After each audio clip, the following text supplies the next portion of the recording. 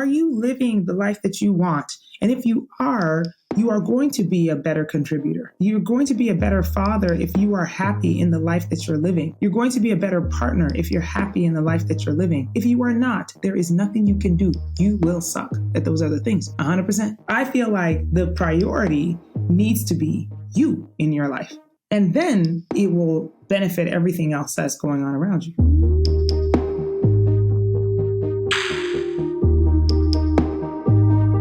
Well, it's amazing to talk. I want to start with the epigraph of the book because I thought it was quite beautiful. I'm going to read it. Diane Ackerman, it says, I don't just want to get to the end of my life and find that I have just lived the length of it. I want to have lived the width of it as well. What is living the width of it mean to you? Yes. Oh, I know. You know, the first time I read that, it like really, I mean, when I tell you knocked me over, I was like, poof, like whoever thought of that? You know what I mean? Like, did you ever really consider that? It's like, of course, we all, right? I work out, I eat well. I try to be as mentally sound as possible so I can have longevity. You know what I mean? Like, isn't that what we're all looking for? It's like, oh yes, we want to get to be 90 years old and still like be able to walk across town, like the whole thing. And I'd never considered the idea of the width of it, you know, meaning that I want to fill every day and therefore all the years with an expansive experience that feels like I am making the most out of every day. You know, that feels like a different goal. It feels like then it doesn't matter when the length of it comes to an end, because if I've lived the width of it, I will feel happy and satisfied with my life. And that's really what I feel like constantly. Yeah, there's an interesting observation from Seneca. He's talking about, he says, wouldn't it be a shame to be one of these people that get to the end of a long life and all they have to show for it is the number of years? And I thought of that when I read this quote, like that you're literally living the length of your life, but you don't have anything to show for it other than the number 80, 90, 100.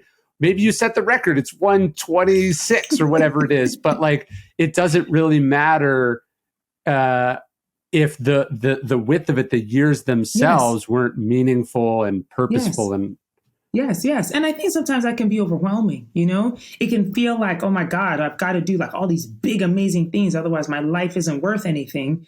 But I like the softness of Diane's quote. And by the way, I didn't even know about that Seneca one. So thank you for adding now to my arsenal of information. But it's like, you know, I feel like the idea of the width of it just makes me think of like, you know, just expanding life. You know, just making sure that like every day feels a little bigger than the last one, not because of like these monumental things. Meanwhile, I won't pretend that I'm not ambitious, but the point is that I do feel like it's more manageable to think about like, okay, every experience I want it to feel like great. Like, how do I do that? Well, the other thing that Seneca says that I think about constantly, he says like, it's wrong to think of death as a thing that happens at the end of your life. He says, actually, we're dying every day, meaning that he says the time that passes belongs to death. In that, like, so his point was don't see yourself as like, so I'm 35. So it's not that if I'm lucky, I have 45 or 50 years left. It's that I've already died 35 years. And so this isn't like the question of have you lived the length or the width of your life isn't this thing that you evaluate in the future at the end. Actually, the only way to answer that question is you've had X many years so far. Hopefully you get more, but are you running that evaluation like, hey, what did I get out of 2022? Did I live the width of 2022 or not? Yes. And did I live the width of Monday? You know, it's like, did I live the width of Monday? You know, in all of these experiences, like, did I do that well enough? And to my satisfaction, by the way, not to like some external, you know, like thermometer or somebody else's expectation of what that should be. It's like, did it meet mine? And do I feel good about that? That's how I think of it. Yeah. Well, I like that you shrunk. So we're saying your whole life, and then I said 2022, and then you said Monday. But I think it shrinks. It's like, did you experience the breadth of your drive to work this morning, doing the dishes? And I think it shrinks small enough down to this present moment in front of you. Are you here for it or not? Or are you regretting something that already happened or dreading something that might happen? And if so, you are giving up the width or the fullness of what you could be doing right now. Yeah, yeah. In fact, like, even coming into this conversation, I was thinking about the fact that, look, I've had lots of conversations, right, over the course of my career. And then most recently now I've had a few of them about my book. But coming into this conversation, I was like, okay, well, Ryan is a new person to me, a new conversation to be had, and every experience like that is new and unique. And the things we will talk about will be different from other conversations. And so it's like, how do I expand the width of even this very experience that we're having right now, to make it feel as full? Like when we are done with this conversation, I want to be like, man, I talked to Ryan and it was dope. That was a good conversation. Like, that's how I want to feel. Well, it's like, did you just go through the motions? Did you run through the script you normally do? Were you thinking about something else? Or did you actually decide to be there for that thing? I think about that with my kids all the time, where it's like, okay, at some point I will give literally anything for 5 more minutes with these people. And then here I am going like, can you just watch TV for 5 minutes so I can do nothing? Like you're giving up the thing that will be priceless in the future. Yes. You're giving it up right now. Yes, yes. Ooh, God, that's such a great way to put it, And the thing is that, look, I also don't want to shame anyone who's just like, look, I really need 5 minutes, because if I don't, I'm really like, some bad shit's going to happen. I totally get that too. But you're right, which is that, like, how many times, and this is why, urgency to me is so important. It's not so much about speed, but about the intention of things. If you think about that, you're just like, man, are there things that, like, I really want to be doing that I'm not doing right now? That I would say in the future, like, I should have started that thing earlier. I mean, all of us feel that at some point, right? It's like something that you're just like, if I'd known it was so damn great, I would have done this years ago. It's just like, well, do you want to wait a few more years so you can say that about this very moment in time? No, you don't want to do that. It's like, so whether it's the width of life or it's the years that are already dead and gone, the point is that, like, how can we live a life that makes you feel that you're actually living it, You're actually feeling, like, good or bad, by the way. It doesn't mean that it's every day is joy. It's just like, are you living the life that you have? And if you can say yes, that's a dope thing. Well, I want to get into your story, but I thought we'd start with the idea of the urgent life, because sometimes when I talk about, like, Memento Mori, thinking about the ephemerality of life, the shortness of life, people find that they find that either depressing or they find it sort of like overwhelming. Like it puts like too much importance on too much pressure on them in the moment. But I sometimes think about, it's like we go, if I knew an asteroid was coming to Earth right now, we were all going to die, or I knew I was going to die tomorrow. I think it's different if you're acting as if it is a certainty that your life is about to end, and then acting with what you're saying in this book, and what I think urgency does is acting as if it could come to a close soon. Do you see a distinction there? I'm curious. No, because I think it's absolutely certain that we're going to die, right? I mean, we know that, obviously.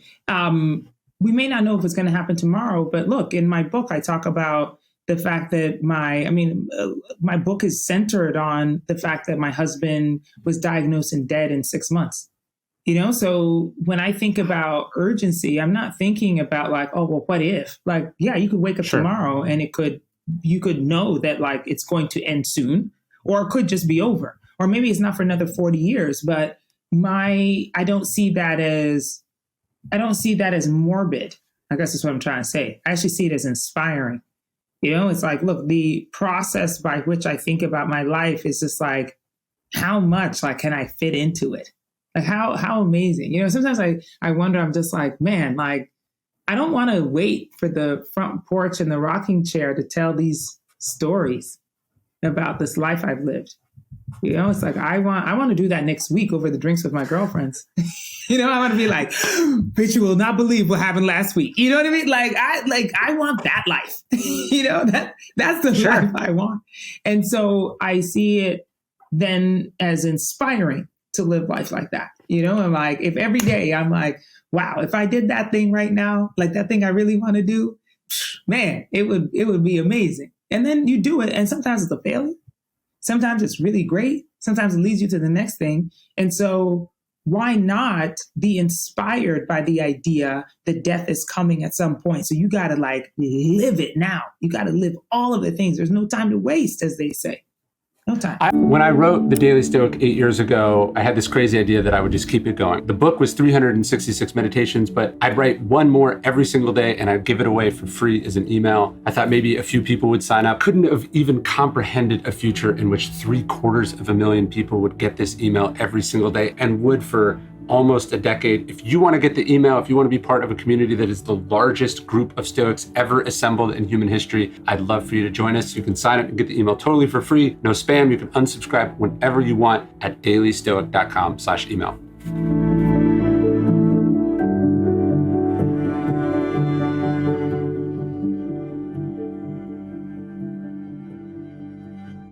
I totally agree. I don't find it morbid at all. I think what I'm saying is that, okay, if you knew for certain that the world was coming to an end tomorrow, there's a certain amount of desperation that comes there because there's nothing you can do about it. It's definitely ending.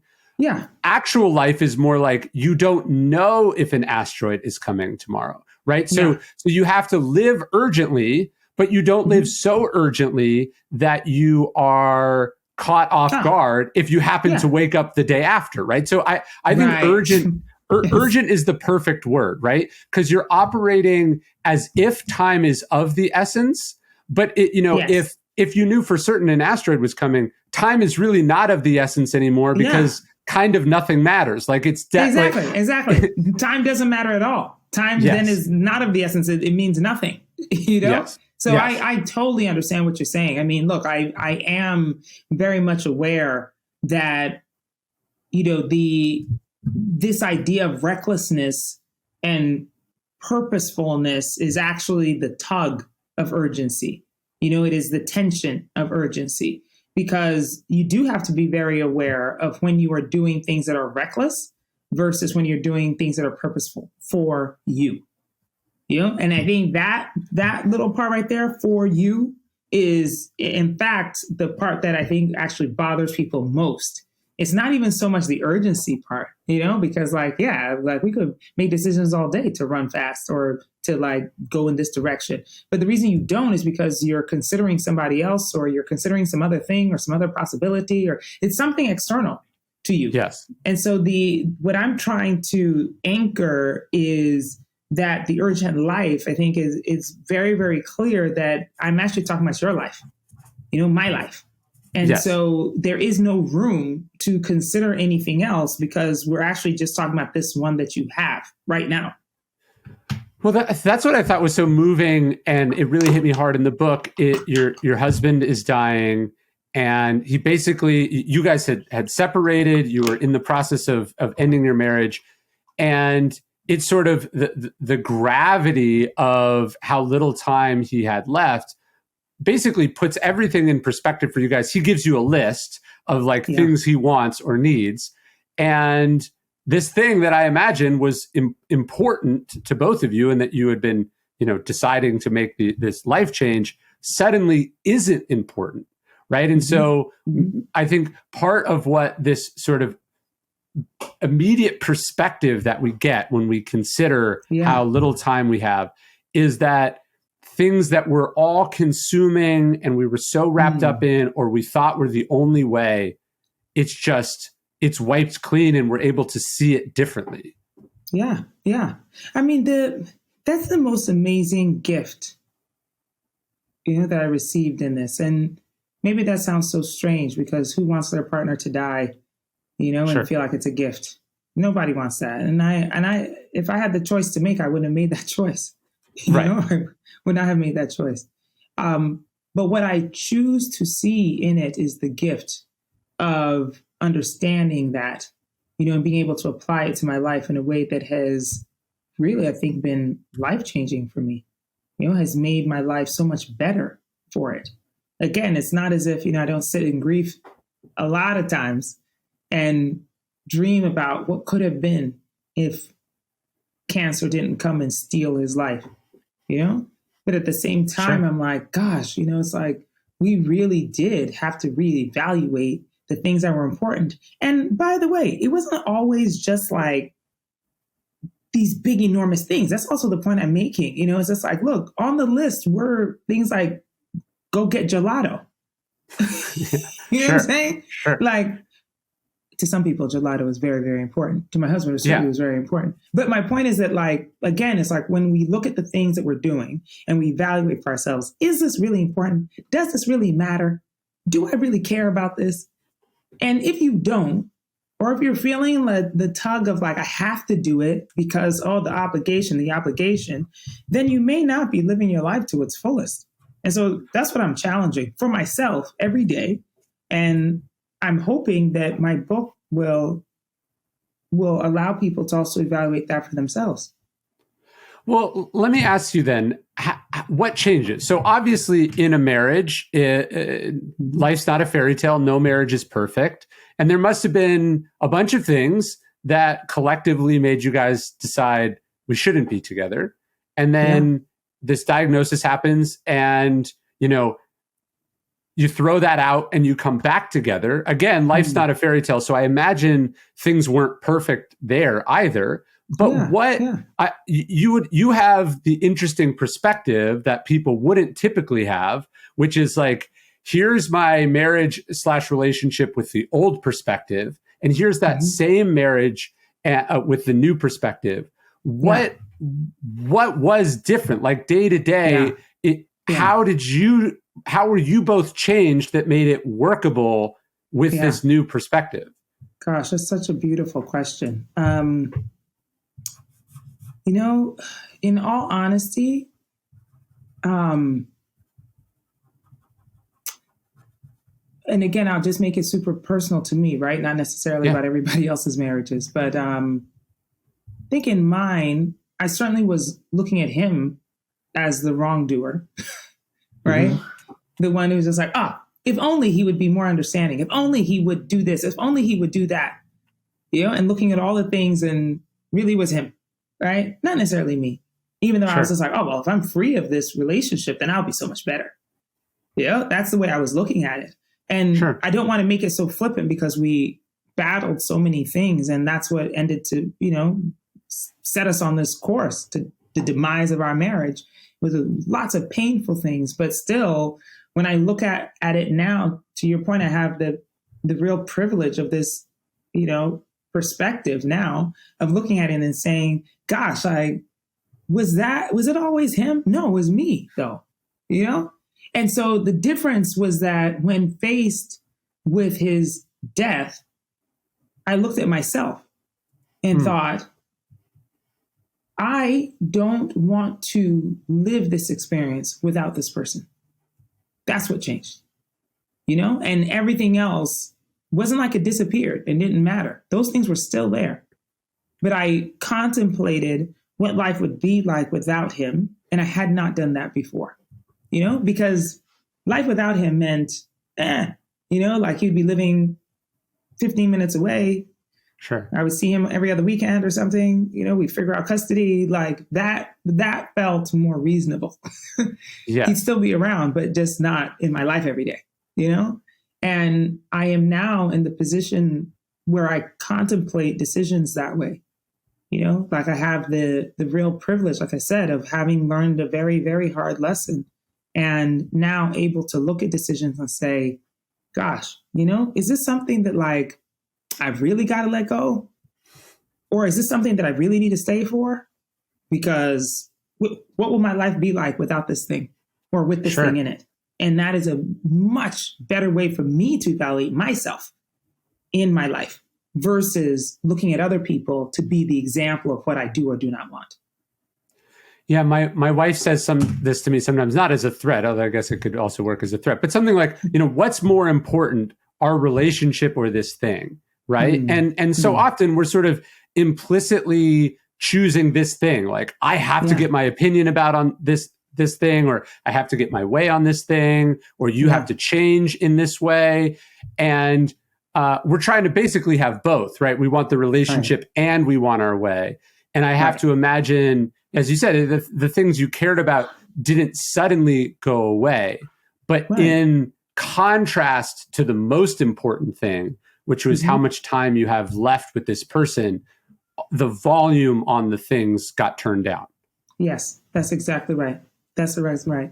And also, I think that I started to evaluate, how do I want to put this? It's like, just reevaluating, not even just like their importance, but that were they breakable? Were those things like capable of breaking something with our marriage or in my life?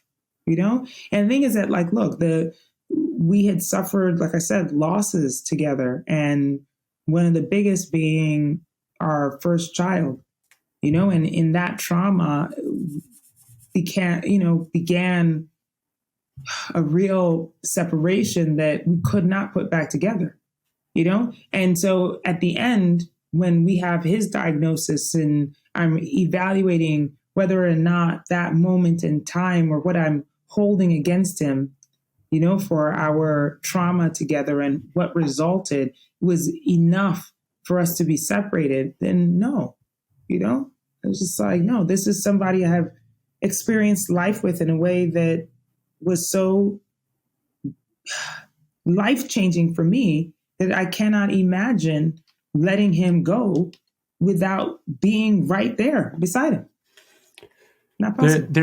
There's something beautiful and poetic. Obviously, to you, it's real. So I think to the reader and to us, it's just a lesson. To you, it's your actual life. So you might feel it differently. But I was struck by the sort of symmetry of loss pulling you apart and then loss bringing you together. Yeah. I mean, that is the miracle of it, isn't it? That perhaps another perspective in my book, which is that, loss doesn't always have to mean the end of things.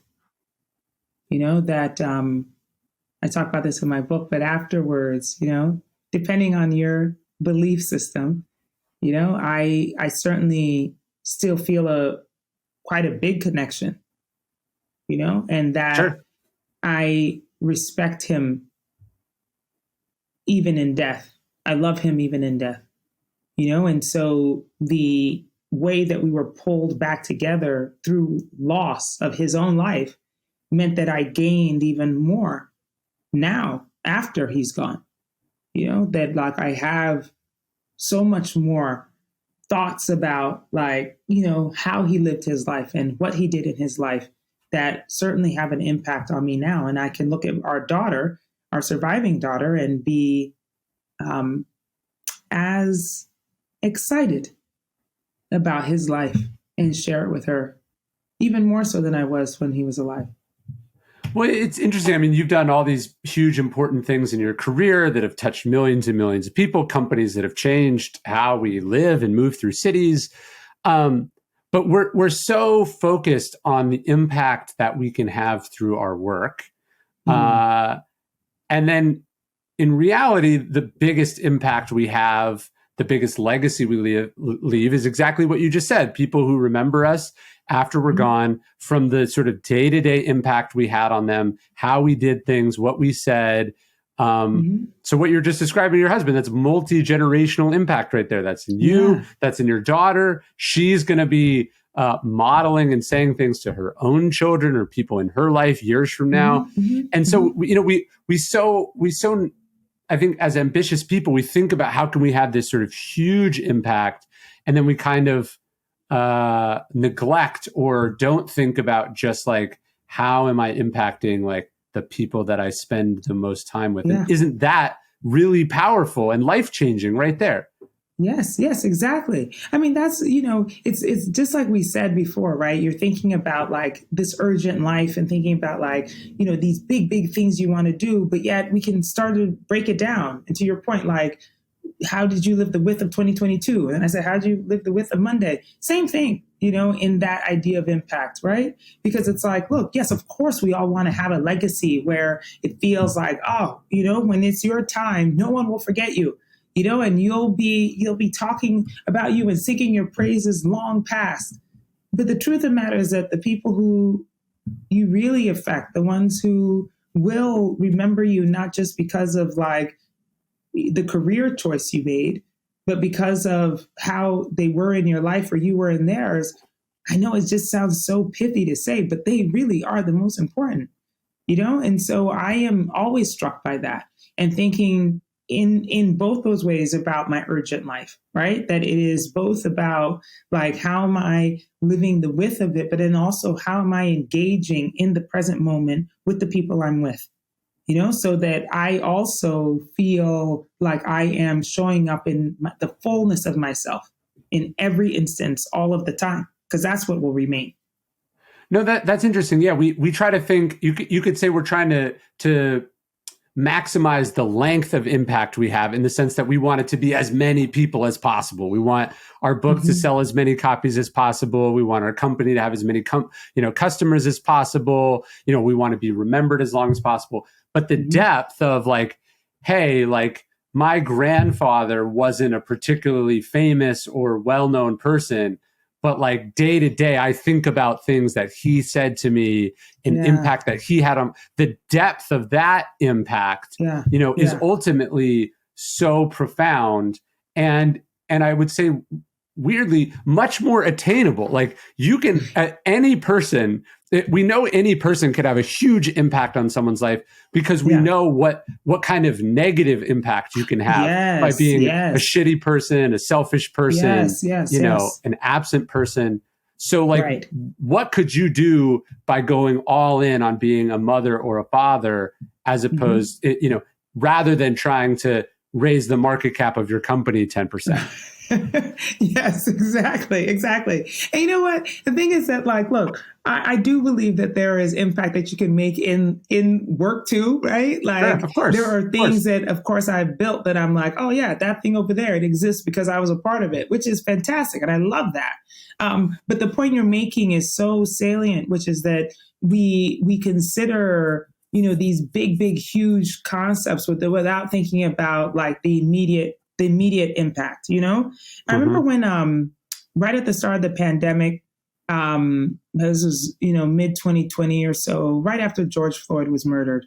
And, at that point, it's like, look, I feel like every news outlet and whatever, they were looking for, Black executives who would speak out about, what racial reckoning meant in corporate America and this and that.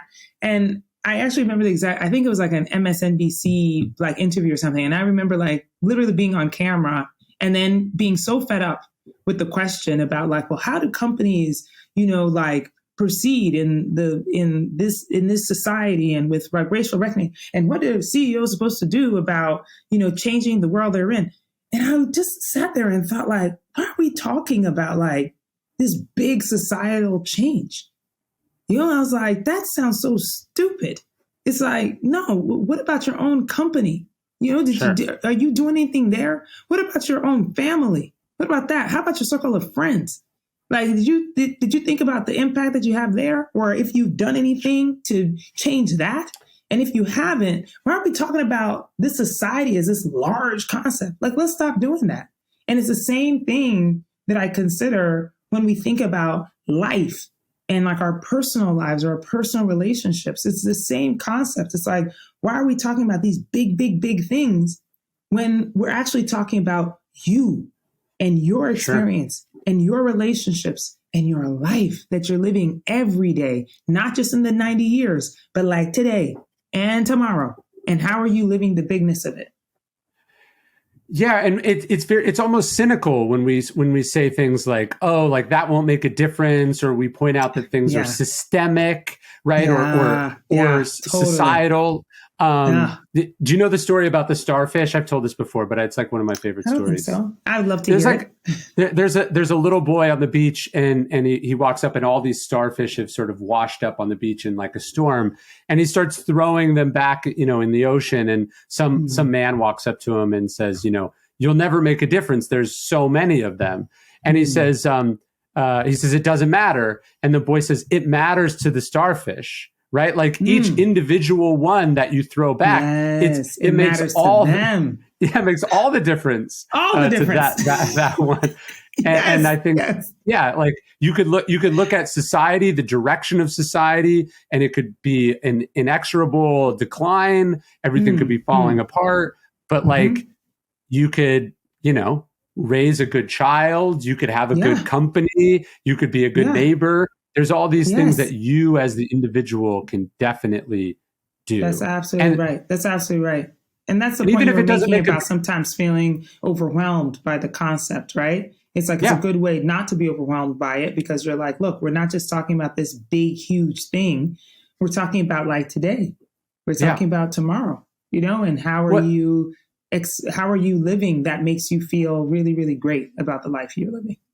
And that's the meaning of life, right? The meaning of life is what did you do for other people with the tools available to you, with the hand that was dealt to you in the moment that you were in. And can you don't have to end your life at the end of your life. You don't have to be sitting there and going, I was Steve Jobs. I changed, everything. You can just be like, I was a pretty good dad. I did work that mattered. I didn't leave a bunch of I didn't leave a huge mess that other people have to clean up behind me. And here's all the people that I made smile. Like that's a pretty good resume. Yeah. Oh my goodness. I think that's the best resume. That is the best resume. And I wish that all of us could feel that, and feel that we could impact that. I also don't think that it's like, it's ever too late. I think sometimes we feel defeatist in that, where it feels like, oh, but maybe even to the point of your starfish story, where it's just like, maybe if that little boy has showed up, like an hour after the starfish were already washed on shore and some of them didn't survive. And now it's like, oh, I'm too late. Can't help anything. But like, no, there's still a few in there. So, help those ones out, so there's always a chance to treat your life like you're, that one starfish that's waiting to be thrown back into the water, even if everything around you has fallen down and it's not working anymore. It's like, okay, doesn't mean the whole life is a disaster. Let's do something else today.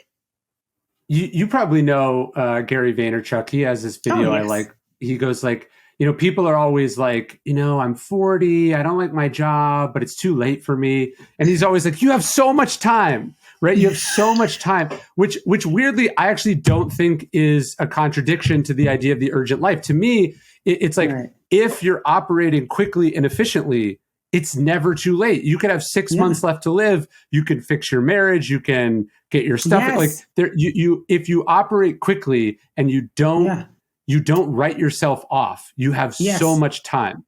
Yes. If you operate intentionally, you have so much time. I think that's what it is, because like, how much time do we waste? Waste on things that just don't matter. First of all, that we don't like. Yes. We're doing it out of obligation, or we're doing it because like we think that that's what's going to make us look good or whatever else, and it's like we waste a lot of time. So all I'm asking is that we stop doing that. And even to that point about like doing for others, this might be a little bit controversial, Ryan, but I'm like, can you stop thinking about other people so much? Sure. Who made you Mother Teresa? You know what I'm saying? Like, stop that. Like think about yourself. And the fact that like, look, more analogies, right? Like when you're on the plane and tell you to put your mask on first before you help the other person. Yes, same thing. It's like, don't worry so much about like, how am I having an impact on all of society, or are you living the life that you want? And if you are going to be a better contributor. You're going to be a better father if you are happy in the life that you're living. You're going to be a better partner if you're happy in the life that you're living. If you are not, there is nothing you can do. You will suck at those other things. 100%. So I feel like the priority needs to be you in your life. And then it will benefit everything else that's going on around you. Well, did what you experienced in living in those, 6 months where time was so much of the essence, how has that changed your relationship to what you say yes to and what you say no to? I imagine it gives you some perspective because saying no is like one of the hardest things to do for people. Oh, yeah. Yeah. Well, I mean, that's why it's like, sometimes that's going to be seen as, especially in the corporate spaces, it can be talked about like as in burnout. Yeah. When you're just like at the end of your rope and you don't know what to do. And it's like everything just, you give up and you just lay down, it's like, you don't want to get there. But you're right. Like this experience is giving me a lot of perspective in that, because I don't want to waste my time. I'm really, really serious about that. It's like, because everything is a choice, right? And so it's like when somebody says, oh, I wish I could make this thing, but I have to do this other thing. No, you don't have to do it. You've made a choice to do that. That's what you do. You know, it's like the idea of obligation has become so ingrained that we think there's no ability to escape it. But that's just the way that you've created the expectation for yourself, And so I'm like, well, look, if I remove that expectation, then I am no longer obligated to do the thing that I don't want to do. And so then I can easily say no. And that is what the difference has been for me. It's like, look, I know that I want to spend evenings with my daughter because I like to be with her at the end of the day, to talk to her about her day. Sometimes I'm not here in the morning, and clearly she's at school all day long and I'm at the office and whatnot. So nighttime is the time.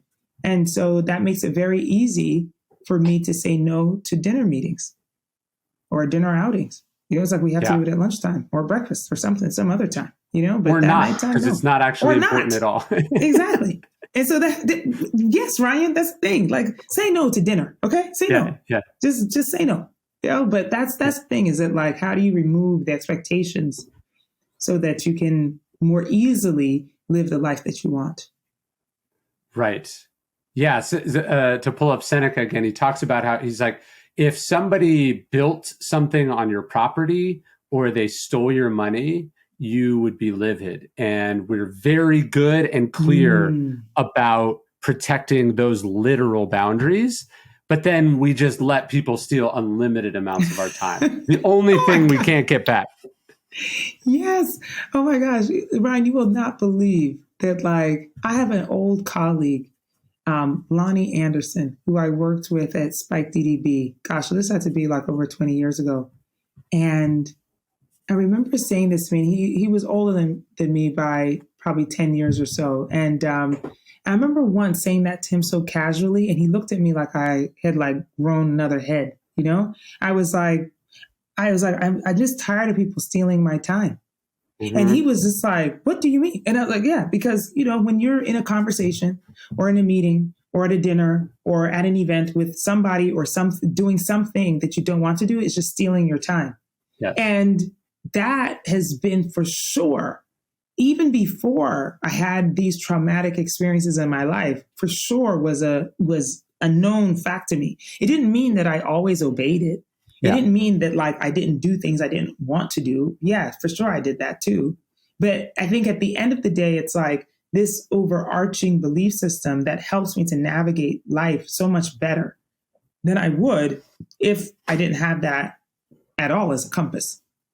Yes. It's like, do you value your time or not? Does that mean your time is of infinite value and it's always more valuable than other people's? Of course not. But you have to generally value your time, and you have to be comfortable and confident going, I'm not interested. I'm not available. I can't.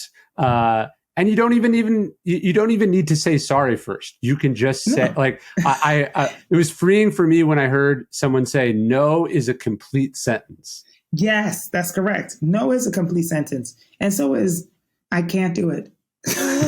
Or I won't do it. I'm not going to do it. You know, all of it. You don't. I'll never do it. You know, all of those things are fine and complete. And if you're listening now and you need the permission, Ryan and I have just bestowed it upon you. You're now free to say those words.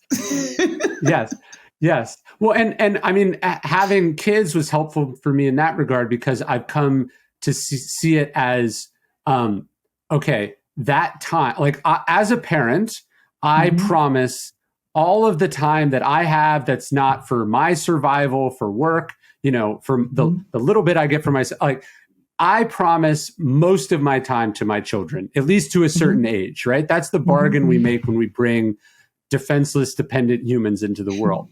And so when I let someone bully me into a dinner meeting that you know, ends up being 2 hours to have 17 minutes of work conversation, I let them steal, you know, 2 hours and 43 minutes from my kids. Right. Or I guess 1 hour and 43 minutes if it's 2 hours. Yeah. But I let them steal that from this 6-year-old boy who, you know, will never, speaking of dying every day, I pray and hope he lives to be older than I can even conceive of right now. But he will never be 6 again. Oh, ever again.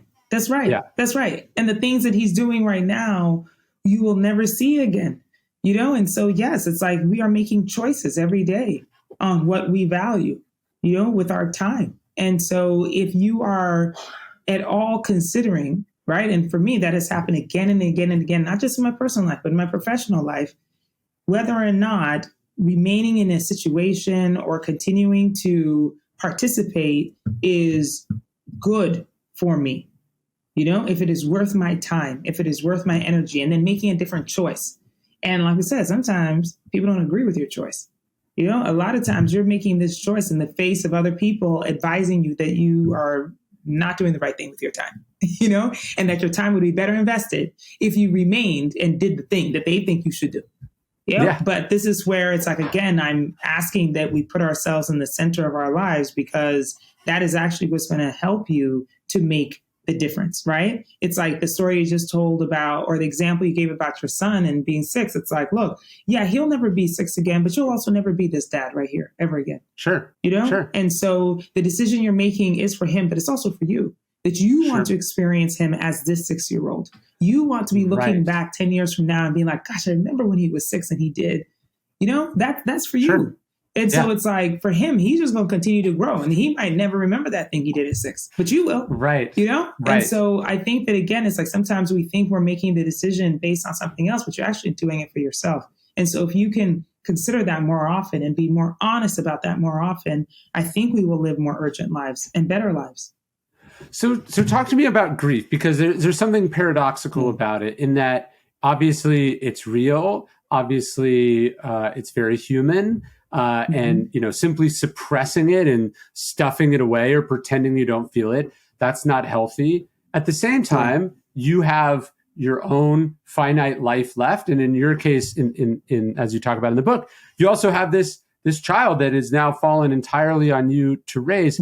How do you think about, you know, sort of truly feeling and processing and taking your time with your emotions, but also not letting them steal from you time and happiness and presence and all of that? Yeah. Oh, that's such a big one. Because the thing is that grief is such a trick, you know, because it's also about just looking into the past. You know, grief gets you stuck there. You get stuck back there, you know, thinking about the things that happened that you liked or didn't like, the things you do over, the things you would avoid. And that's what grief really is, you know, missing that and wishing for the do-over. And it really is a big thief of your present, you know, because the thing is that, like, look, I've had enough grief to understand that you may be in some regret over what has happened and want it back again, to either do over, like I said, or to live it again or correct the things. But that is not going to change anything about your present, you know, or about your future. In fact, it might impacted negatively because you're no longer paying attention to your present or the future. And that is probably the biggest lesson that I've learned about grief. Also, the fact that we think that you can get over it, but actually what happens is you're just bringing it with you. And so how do you recognize that and to some degree accept it? Accept that it is now a part of who you are and it is not separate. And so therefore, it's not like you leave it behind somewhere. You're just a new being with it. And if I think about that, then I feel less regret about the past because all of those things are simply coming with me into the future. That's really interesting, thinking about grief as a thing that is it's about looking towards the past. I never really thought about it that way. Yeah. I mean, because isn't that what it is, right? Sure. It's just looking backwards. And so, because every time I feel grief today, when I think about my husband or I think about anything that has been lost to me, I always do in the context like, I wish they were here now, right? Because you're remembering them from whence they were. Sure. Or I'm thinking about, a time like when, especially when I'm in New York City, which is where my husband and I spent our entire relationship. And I drive by a certain restaurant or go down a certain street and, that pang of grief hits you. Sure. That thing waves over you. Yeah. All I'm doing is looking backwards, and saying, man, what a time that was. Right. And then feeling the loss of that again and again. But like I said, the truth of it is that it's still with me. It's not as if it went anywhere. That experience is still here. So I don't necessarily need to be mournful of it. And perhaps that's what I have found in grief to be also a real awakening, is that I feel so much more celebratory about my losses than I feel bad and regretful of them. The fact that they happened, the fact that I can go down that street or drive past that restaurant and say, man, that was a good ass time, And yes, of course, wanting to experience it again, but knowing how wonderful it was to have been there, and that experience is still with me and I can tell it and I can share it. It's in the past, but it's also with me right now. And it is what makes me this whole being because I have those things all inside of me. They're all there at the same time. Well, and to give you Seneca again, he writes these two letters are called consolations. He writes one to his mother and then one to the grieving daughter of a friend of his. And he has this interesting point. I forget which one it's in, but I think about it often.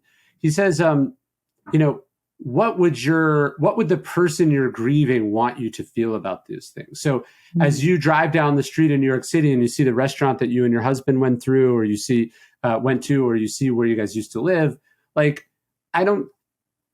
makes sense that would make a person sad, as we have any reminder of a person that we lost. But if you could ask them, would you want me to think about our old apartment and be filled with despair and loss? Or would you want your memory to make me happy? They would, of course, think of the latter, right? They would want, it would be weird if you weren't sad that they were gone. But if you could ask them if they would want you to be overcome and incapacitated with grief and unable to continue to enjoy or live your life, they would be like, why would we take a bad situation and make it worse? They would, of course, want you to be able to move on and be happy. Yes, absolutely.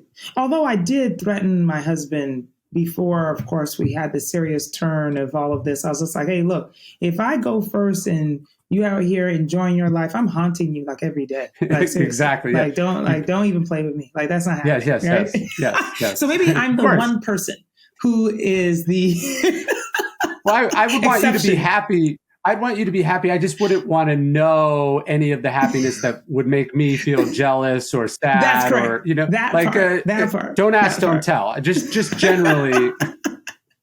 Exactly. No, but you're so right. I mean, look, that's it, but it's so hard to practice that, it's so hard to practice that because that they wouldn't want you to be sad. Anyone who's lost someone, You know that they would not want you to be sad. But at the same time, like, how do you stop yourself from feeling that? And I'm saying that my perspective has grown in that feeling, that I feel like when I think about those moments, I am trying to then celebrate them instead of feeling despair about the past. That I'm excited that I got a chance to do that, that I'm able to tell the story about that instead of not having done it at all. Yes. Well, I think that's very insightful. You're having the feeling, there's the stimulus or the prick or the pang because you saw something, you remembered something, whatever. And then there's kind of this choice. Are you going to is this going to be positive or negative for you? Right. Like you're just deciding I don't feel anything. I'm stuffing it down, or, I'm going to get rid of this feeling by drinking or drugs or busyness or, any other way of dealing with the emotion. You're, I think, sitting with it and saying, hey, is this going to be a reveille for what could have been, or is this going to be a celebration of what was? Right. Exactly. And then also, to some degree, a celebration of who I am now as a result of that experience, Sure. I don't know if there's a Seneca version of this one, so you might have to tell me, but the Japanese art form kintsugi, right, is the idea of like, pottery or plates or anything that has broken and then putting it back together, not so that it looks back like what it was, but filling the broken spaces with gold or silver or some other precious metal and having a new thing. And so I consider that also as a celebration of who I am now. So when I am feeling those pangs of loss, and again, this isn't even just about a person. Sometimes it's about the career, a loss of a job or a loss of an opportunity. I think about that too, that like, wow, like what an incredible time to have been at this thing, or to have participated, and that I am a new being because of that situation. And then because of that loss and that brokenness, that I am now fixed together again, but not as I was, but as something brilliant and new. Like that has become maybe even a boon to me.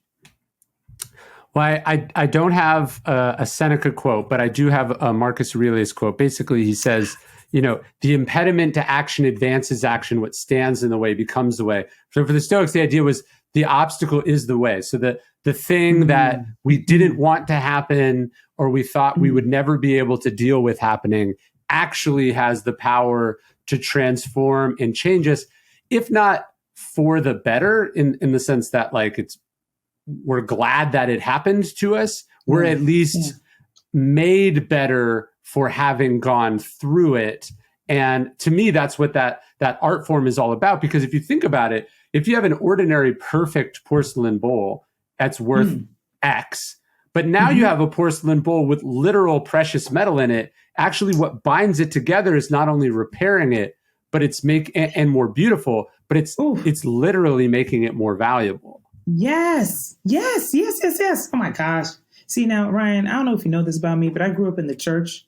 Yeah. And sometimes when the word really hits you, you have to get up and start running around the room, start screaming and crying and throw yourself around. That's how I feel right now. Like you just made me feel like that right now. Oh, you said it makes, yes, you feel it's more valuable. Yes, more valuable for the brokenness. That's a beautiful thought. I love that.